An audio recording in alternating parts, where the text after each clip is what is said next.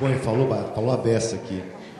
Embalou, né? Foi juntando assuntos. Maravilhoso.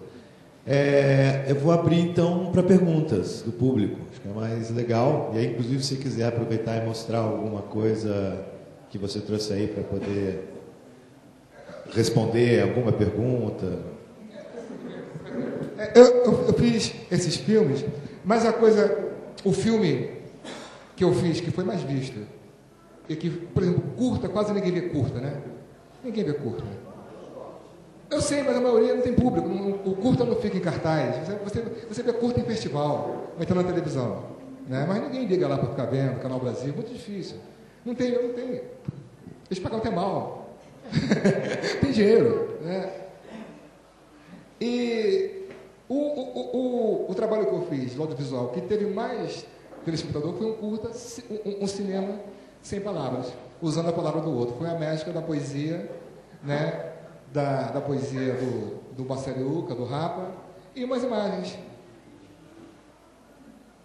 E dirigi. E não tem uma palavra minha. Não gastei nada. Né? E o Cidade dos Homens também foi assim. A Kátia tem a Kátia Nunes tem essa coisa de quanto menos palavra melhor, quanto menos blá blá blá melhor. Cinema, se não fica chato. Você resolver todos os problemas no diálogo, fica chato. Né? E cinema é trama, tem aquela coisa de hora, de tempo. Por exemplo, eu estava falando com o Heitor lá na pousada. Você vai fazer cinema, o filme tem que estar pronto antes. Depois você vai escrever, mas você sabe que vai ter tantos personagens, vai ter personagem tal, vai ter personagem coisa. Vai ter televisão, por exemplo. Você vai ter que dar gancho. Vai dar 2 ganchos de 15 minutos. Isso não é brincadeira. Gancho de 15 minutos, depois dar o gancho final para ter, ainda mais se for seriado, para aprender. Isso que o Machado de Assis fazia, todo mundo faz. Né? Todo mundo. Você falou que ele é o pai, realmente. Todo mundo faz. Aquele gancho que Balzac fazia. Aquela coisa de fazer o gancho para aprender o telespectador. Eu não gosto de gancho falso. Sabe? Aquela coisa que vai acontecer uma coisa, o cara dá um tiro, aí você pensa que matou, mas não matou. No outro dia, só para você ver se matou ou se não matou. Eu não gosto. Eu gosto quando tem gancho. O Luiz Fernando Carvalho trabalha assim. Né? Eu gosto de trabalhar com ele por causa disso. Se tiver um gancho, se terminar no gancho, vai ter que dar uma virada. Se atirou, vai ter que matar. Né? Não tem esse negócio. E é assim. Agora, no romance você começa a escrever. Por exemplo, eu já esqueci de personagem. Tem sempre um desgraçado que vê. Deus tem um personagem que eu comecei a escrever a história dele, o trabalho dele. Depois eu esqueci, nem me lembrei mais dele, tal. Todo mundo leu e ninguém lembrou dele. Então você tem mais liberdade para fazer. Não é como a poesia. A poesia é realmente mais difícil de fazer.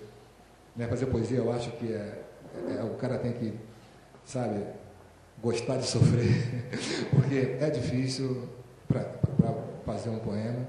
Agora, romance não. Romance é você pegar e sentar, ler de manhã aquilo que você tem que ler, escrever à tarde. Ou então, ler, tem que começar para você começar a escrever, tem que ler pelo menos umas 100 páginas, ler poesia, e de vez em quando vai lá lendo. O Cabelo foi para minha casa, e eu fui para o show do Orlando Antunes, lá em casa, que ele canta a música lá em casa, quando ele fez 50 anos, ele me convidou, porque era uma festa de 50 anos amigos, né? Eu fui e tal, aí eu dancei, me esmaldei e tal, aí de manhã o produtor que me mandou convidar, na verdade, que falou, sabe, chama o Paulo Lins? Eu falei assim, pô, Paulo, não quer escrever um negócio, não? Eu vi que tinha alguma coisa ali, não quer escrever um artigo, não? Aí eu falei assim, pô, para quando? Para até hoje, meio-dia. Isso era 6 horas da manhã, eu peguei e escrevi o artigo. Aí escrevi o artigo e saiu no Globo, sobre o lançamento. Aí depois o Arnaldo me chamou para fazer o release do disco dele.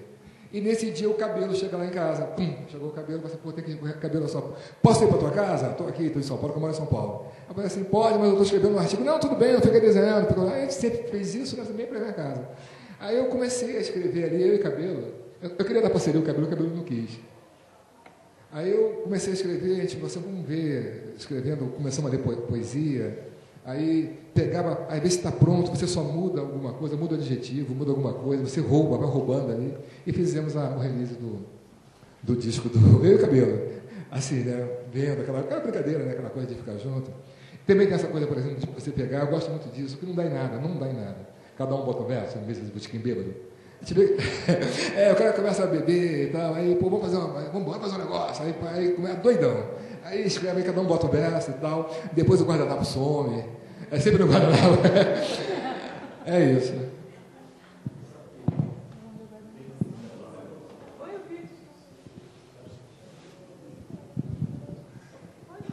Boa tarde.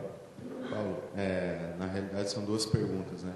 A primeira seria se a Kilsan em São Paulo ela faz um trabalho com crianças, né? Da literatura dela para a Kilsan Oliveira. Ela é um livro de princesas africanas, né? Que ela traz para as escolas as princesas que têm a característica da gente brasileiro, né? Para tirar um pouco daquele estereótipo de que princesa é só aquela loira do olho verde e aquele estereótipo europeu. Queria saber se você pensa assim, em escrever para crianças, né? Para uma reconstrução de um segundo Brasil, uma segunda forma da gente pegar desde as crianças a maneira de ver de como realmente a gente é.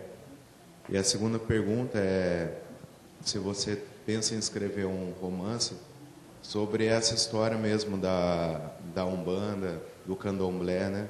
Não algo mais técnico, que nem o Reginaldo Prandi, o Sarraceni fazem, mas um negócio que atinja um público maior e venha a quebrar também com preconceito, que acontece muito aqui no país, né?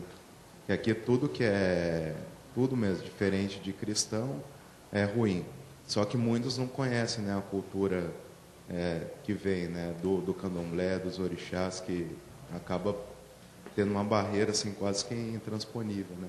Você pretende escrever algo sobre o assunto? Aqui está falando? Está ouvindo aqui? Tá.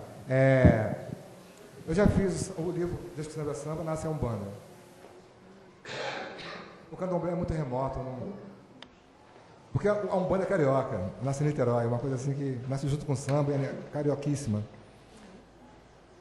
É bem diferente da... Eu chamo da Umbanda de pós-religião. É a religião da modernidade, porque ela aceita o catolicismo, ela aceita o espiritismo de Allan Kardec, ela aceita todas as religiões, não tem discriminação.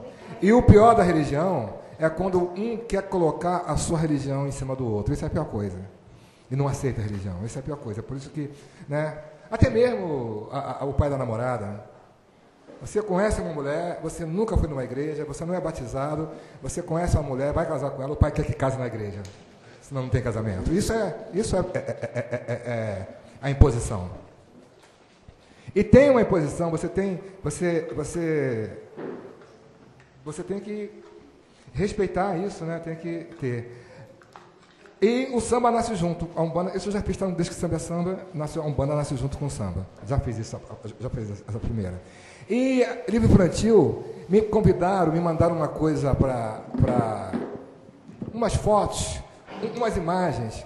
Um sujeito que trabalha, ele faz o figurino do Harry Potter, ele faz umas coisas assim mágicas e tal. Ele mandou umas fotos do lixo, né, do lixão, aquelas coisas, para eu escrever uma coisa para criança, para mandar para a escola e tal. Aí eu comecei a escrever para criança, fui mudando, aí saiu da categoria juvenil, depois foi para infanto juvenil, depois aí virou, não vai ser mais não conseguiu, ficou muito pesado, né? Ficou muito pesado, aí não deu.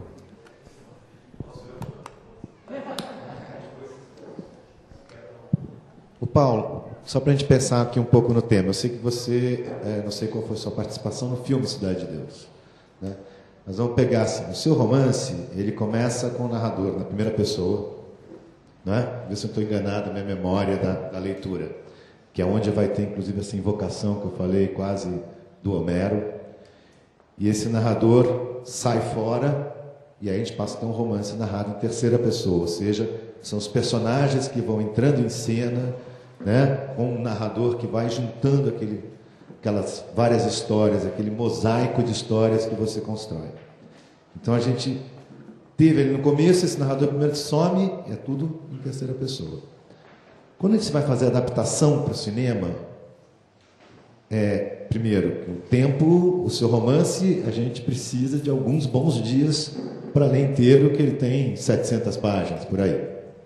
Um filme vai ter 1h30, 2 horas, se tanto.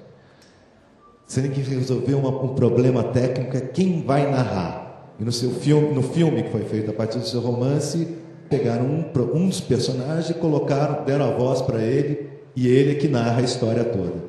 Como é que funcionam essas decisões, já que você trabalha dos dois lados? Escolher quem vai contar a história. Se vai ter um narrador que fala com uma voz em over, né, que eles chamam, que sobrepõe a cena. Se não vai ter um narrador, que vai ser um filme como em terceira pessoa. Como é que funciona isso? Os roteiristas estudaram menos, eles são... O roteirista, né, vai pegar... Você tem uma ideia, só brincadeira, lógico que eu tenho um amigo roteirista, mas a maioria dos filmes no Brasil foram feitos adaptados de livros, né? E não só de romance, por exemplo, Tropa de Elite é adaptado de um livro de antropologia, Luiz Eduardo Soares. O roteiro você vai decidindo a cada dia. E o romance, você não decide nada. A boa do romance é que você dorme num dia, acorda no outro e vai lá escrever. O que aparecer, você não planeja. Eu não tenho planejamento, não tem esse negócio de vai fazer isso, não. Vai aparecendo e vai surgindo na hora ali e acabou. O roteiro não, o roteiro é diferente.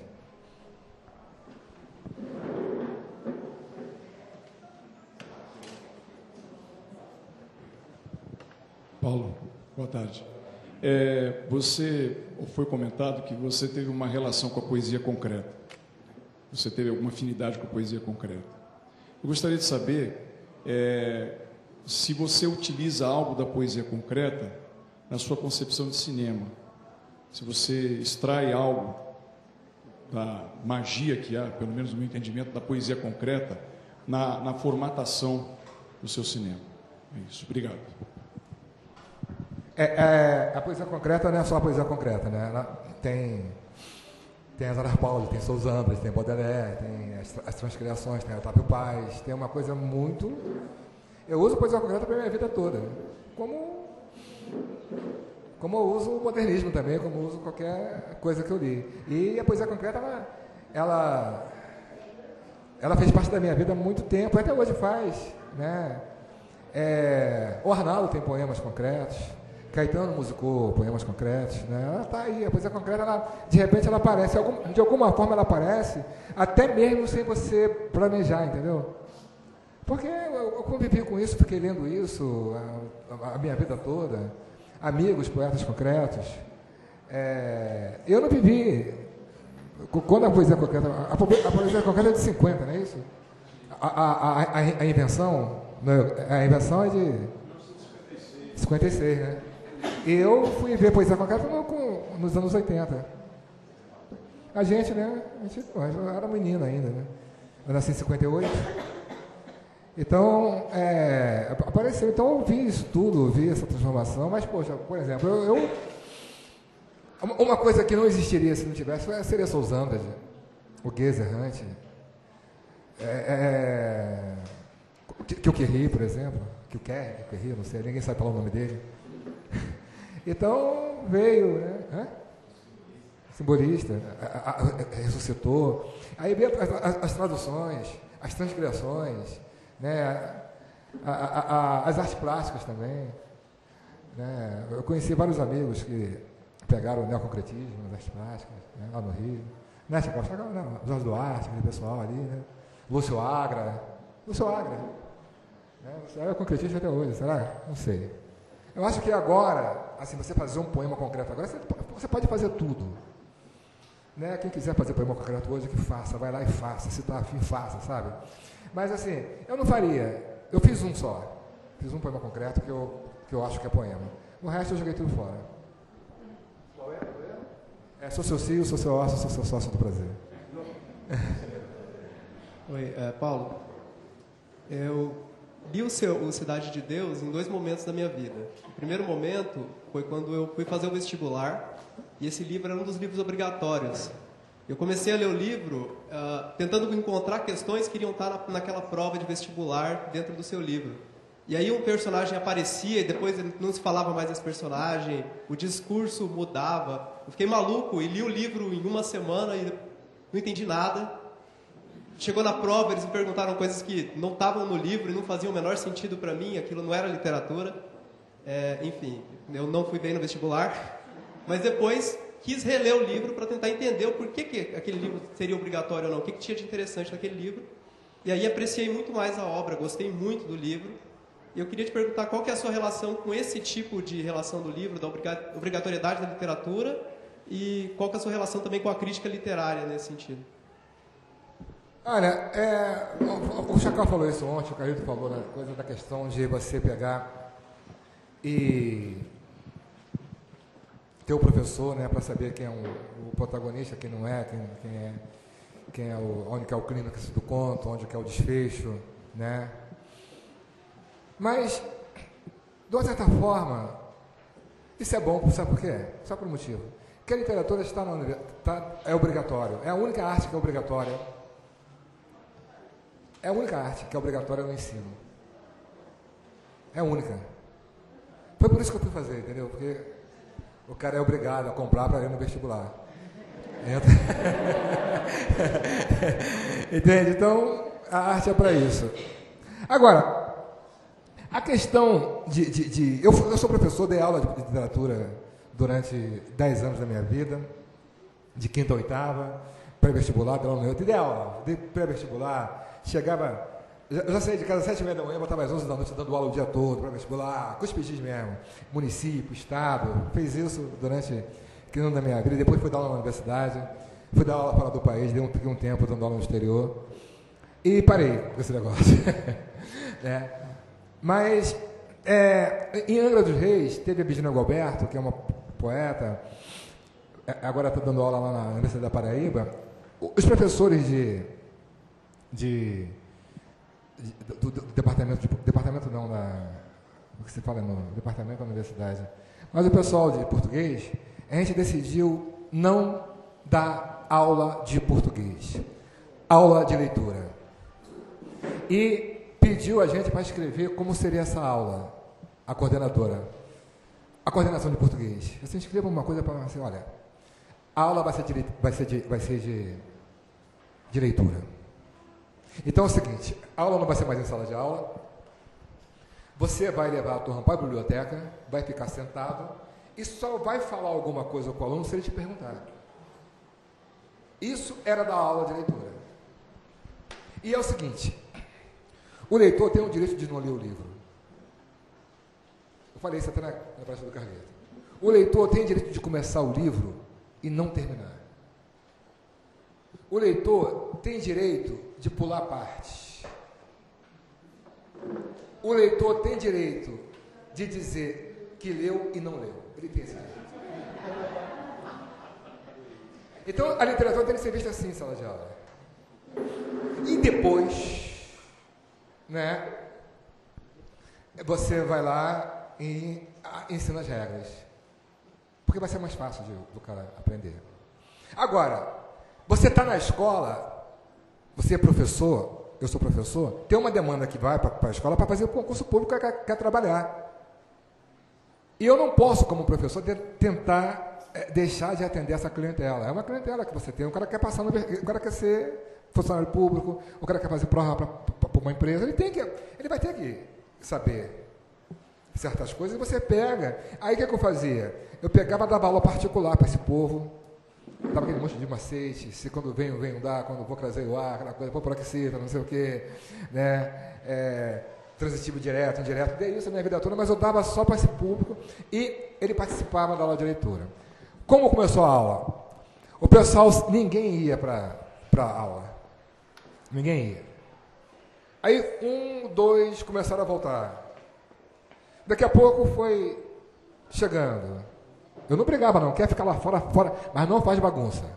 Fica lá, mas não faz, porque vai atrapalhar a aula dos outros. Eles ficavam lá brincando, não queria ler. Aí depois foi indo. foi indo. E hoje eu tenho... alguns dos alunos desses estão fazendo doutorado, porque hoje em dia o pessoal faz doutorado de uma hora para outra. Chegou, fez o doutorado, né? O cara tem 25 anos e já fez o doutorado, uma coisa muito rápida, né? Então já tem aluno que são doutores, e não dei aula de português. Dava só quando precisava, uma coisa só... É para você, eu estou olhando para ele, mas é você que perguntou, né? Eu dou só essa, assim, desse jeito, né? Aula de leitura livre, e Angra está assim até hoje, é o único município que faz isso continuou, né? Aula de leitura, não aula de português. Isso é muito melhor. Ou então, sabe o que você faz? Que você que aluno gosta? Aluno pega e você chega aqui assim, abre o livro e começa a contar uma história ali em voz alta, eles adoram. Eu fiz muito isso. Fiz isso com o Paulo Lemes, fiz isso com os poemas do Chacal, fiz isso com as letras do Marcelo Yuca. Fiz isso, dei aula assim, por exemplo, assim, a coisa do pós-modernismo, não sei mais o que, eu dava para gostar de ler. Aí eu dava para os meus alunos e lia em voz alta, eles adoravam. E não perguntava quem era o antagonista, quem era o protagonista, qual era o... Sabe? Não perguntava isso. Paulo, duas perguntas. A primeira é se o Samba é Samba já tem algum projeto para adaptá-lo para o cinema. E a segunda, quais foram suas referências bibliográficas, o que você pesquisou sobre esse início da história do samba? Rapaz, tem muita tese de mestrado, muita tese de doutorado, tem pesquisa, tem muito livro escrito sobre isso. Geralmente são jornalistas. Tudo que eu escrevi já está em todos os livros, só que não era romanceado.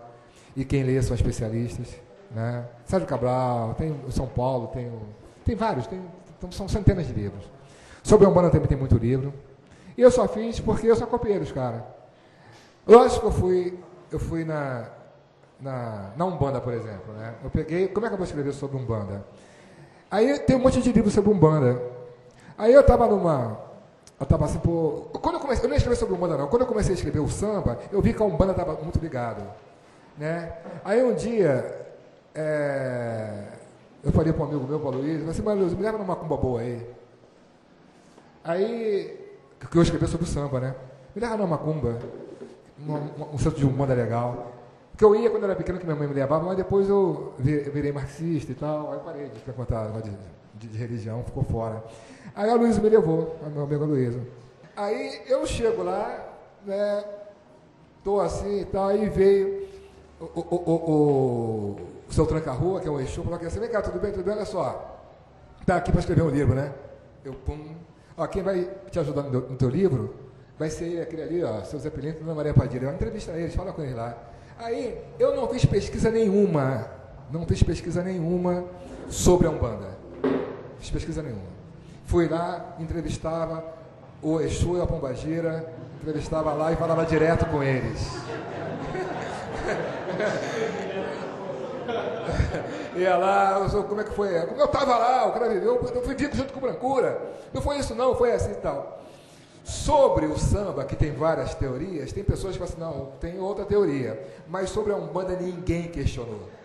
Não teve um pai de santo, olha que pai de santo, não teve um pai de santo, não teve ninguém que questionou que estava errado ou não, sobre a criação da Umbanda. Ninguém falou nada. A minha fonte foi essa. E a adaptação para o cinema? Eu estou fazendo agora, eu estava vendo esse negócio da bancada evangélica, pensando muito nisso, a bancada evangélica no Brasil, a potência que é a igreja protestante, né? E, ao mesmo tempo, eu estava pensando no catolicismo e na dominação de uma... Essa coisa da religião, porque eu fiquei muito evocado com isso. Né, cadê meu filho?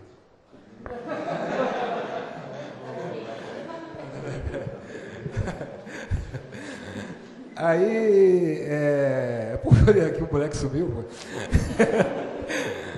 Aí, ele voltou. Aí, não sai daqui não, fica aqui, João. Aí, então fica lá, não sai da sala não, tá? Não vai sair não. Aí, o que eu estava falando mesmo? Ah, não, aí eu estava vendo sobre isso, aí entrou aquele o secretário de Direitos, eu nem sei o nome dele, como é que é o nome dele? Feliciano. E sabe, aí Benevides Diocleciano, que foi o imperador na época de São Jorge viveu, aí essa coisa, o meu filho é de família árabe, isso que eu ia falar para você, é de família árabe, né, a família libanesa. Aí eu comecei a viver esse conflito, essa coisa de judeu e árabe, como isso é forte dentro desses, sabe, das pessoas que vivem isso, a família. Eu conheci. Aí eu estou vendo a questão da adoração de São Jorge e tal. Aí eu fui ver como surgiu o cristianismo no Império Romano, como isso se deu, e ver a história de São Jorge. Agora, nesse samba, a Mariana Pesson e a Isabela, Carmen Santiago compraram o direito, Carmen Maia, compraram o direito, e o Gustavo vai fazer, já vai virar cinema. Mas eu não pensei nisso, não. Eu não pensei em fazer, sabe, a gente não pode pensar quando está escrevendo romance, porque senão você perde foco, entendeu? Literatura, você está jogado, está largado lá, tu está fazendo o teu romance, você não quer saber de nada, não quer saber se vai vender, se não vai vender, tu tem que ficar largado. E se vai ter censura. Por exemplo, o cinema tem censura. Por exemplo, você tem um filme, isso para o mercado, para a produção, tem um filme que é classificatório, você vai perder público. Televisão, você não pode botar uma coisa que não vai entrar na televisão, porque não pode. Então, o livro não. O livro você pode xingar quem você quiser, você pode fazer o que você quiser. Né? Essa que é... Esse não, você vai ter... Que as pessoas não... Por exemplo, lá na Globo não me pediram nada para não fazer isso, para fazer aquilo. Ninguém... Mas não tem bom senso, pô. Você não vai botar uma coisa que você vai botar na literatura, na televisão que tem família vendo, você tem que raciocinar. Ninguém pede nada. Né? Na Globo ninguém... Você apresenta o projeto, é aprovado ou não. Mas ninguém me falar que só tem que fazer assim, assim, assim. E foi com o Fernando Carvalho. Então é isso. É isso aí, mais tranquilidade.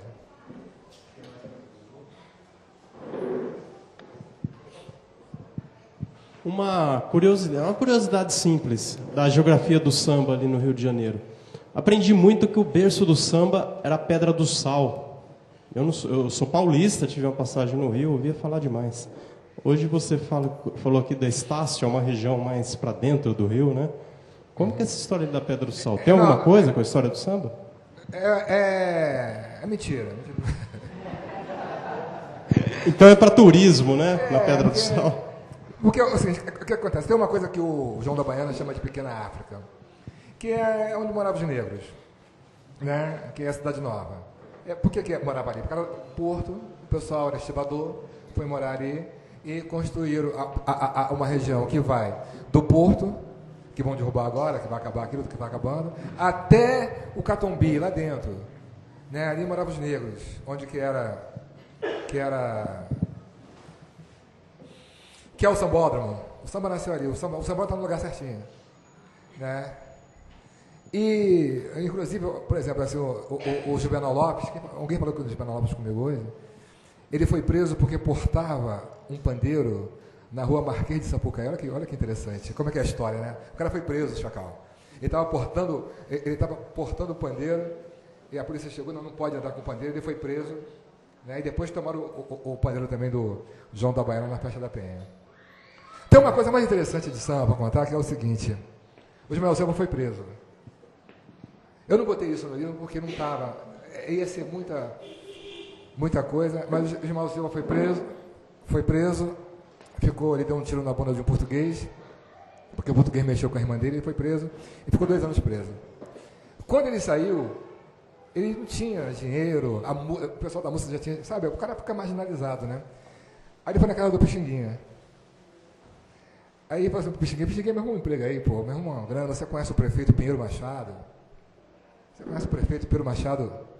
Ele já cantava, o Pinheiro Machado deu um pandeiro para o João da Baiana, quando ele falou assim, ó, presente do senador Pinheiro Machado, para a polícia não pegar.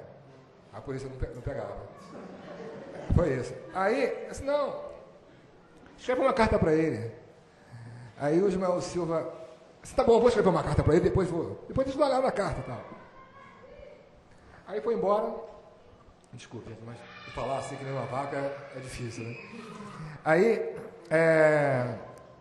foi embora e tal, aí voltou, o Ismael Silva volta na casa do Pixinguinha, e cadê a carta? Ele pega a carta, olha a carta todinha, fala assim, tá bom, eu vou levar para dar uma corrigida, e roubou a carta.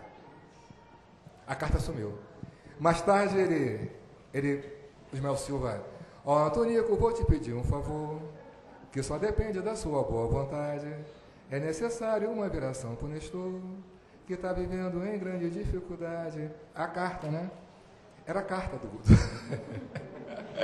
Aí, eu tenho um livro que bota a carta, o Pedro Machado não deu emprego para ele.